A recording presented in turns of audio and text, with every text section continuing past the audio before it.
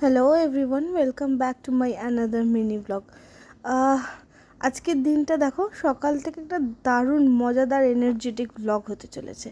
কেন কি না, আজ আমরা টুক করে বেরিয়ে পড়লাম ফ্যামিলির সবাই মিলে মন্দারমণির উদ্দেশ্যে।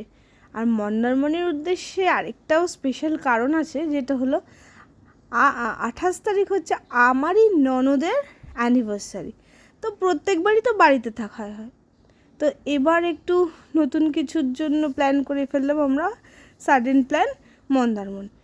এসে তো যা মজা হচ্ছিল, আমার বাড়ি থেকে এসে খুব মজা হচ্ছিল যে আরে কোথাও একটা ঘুরতে যাওয়ার নাম শুনলে মনের ভেতরে যেমন লাড্ডু ফোটে, তাই না? তো জানো, আমরা বাড়ি থেকে তাড়াতাড়ি করে খেয়ে দিয়ে ব্রেকফাস্টটা করে বেরিয়েছিলাম, কেন কি না আমার হাজব্যান্ড অফিসে গেছিলো, অফিস করে তারপরে বেরোতে হয়েছিল। তো পিছনে দেখতেই পাচ্ছ শাশুড়ি মা, আমার মা, বাবা, মাসি শাশুড়ি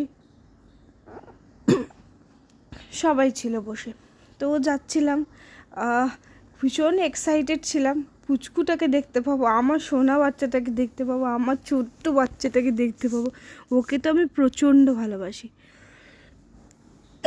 সরি, আমার নিজের জীবনের থেকে অনেক বেশি ভালোবাসি। তো যেখানে ফার্স্ট দেখছো, এখানে আমরা লাঞ্চের জন্য এসেছিলাম। আর এই হোটেলটা ঠিক শেরে পাঞ্জাবের অপোজিটে, শ্যামাশ্রী।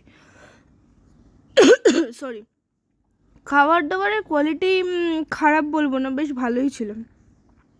প্রত্যেকটা রান্না খুব টেস্টিও ছিল, আর দাম সেরকম একটা ছিল না, মোটামুটি ঠিকঠাকই বলা যেতে পারে। তারপরে লাঞ্চটা করে আমরা বেরিয়ে পড়লাম মন্দারমণির উদ্দেশ্যে। আমাদের রিসোর্টটা ছিল ডলফিন বিচ রিসোর্ট, বলা যায় প্রপার মন্দারমণির থেকে একটু ভেতরেই বটে, কিন্তু ভেতরে হলেই বাকি সৌন্দর্যের কোনো সীমা ছিল না। যাই হোক, সে বিষয়ে পরে আসছি। দেখতেই পাচ্ছ এখন আমরা একটা ডাব ব্রেক নিয়েছি, টুকটুক করে সবাই একটা করে ডাব খেয়ে নিলাম।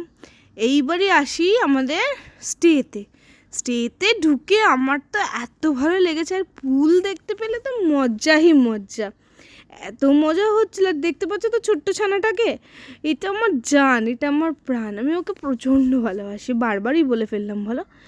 যাই হোক, এরপরে আসি আমাদের রুমটা। আমাদের রুম নাম্বার ছিল 405। কি সুন্দর, ওয়েল ডেকোরেটেড, কি দারুণ দেখতে। আর জানো, আমাদের ব্যালকনি থেকে বেরিয়ে আমরা সমুদ্র দেখতে পাচ্ছিলাম। রুমের মানে অ্যামিনিটিস সব কিছু একদম পারফেক্ট, একটু খারাপ বলা যাবে না। ইভেন এখানকার যে দাদাগুলো যে ব্যবহার, হাউসকিপিং যারা ছিল ভীষণই ভালো তারা, প্লাস যারা খাবার দাবার সার্ভিস দিচ্ছিল তারাও ভীষণ ভালো। ছোট্ট বেবির সাথে থাকলে তারও বেবি ফুডটাও এখানে তোমরা নিশ্চিন্তে বানিয়ে নিতে পারবে, ওরা বানিয়ে দেয়।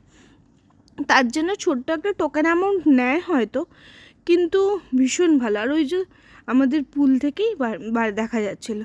যাই হোক, খাওয়া দাওয়া সব কিছু সেরে আমরা একটু রেস্ট নিচ্ছিলাম ঘরে। আর যদি তোমাদের আমার এই ব্লগগুলো ভালো লেগে থাকে, তাহলে প্লিজ একটা লাইক, কমেন্ট, শেয়ার করো, আর সাবস্ক্রাইব করো, পাশে থেকেও কিন্তু, পাশে থাকতে ভুলো না।